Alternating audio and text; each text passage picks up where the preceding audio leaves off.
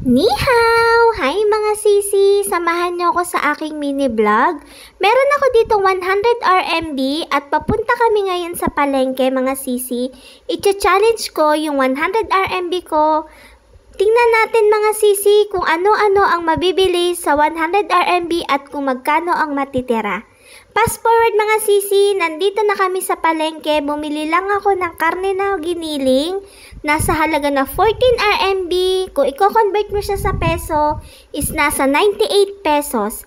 At bumili din ako dito mga sisi na 20 RMB na hipon. Kung i-convert mo siya sa peso, is nasa 140 pesos.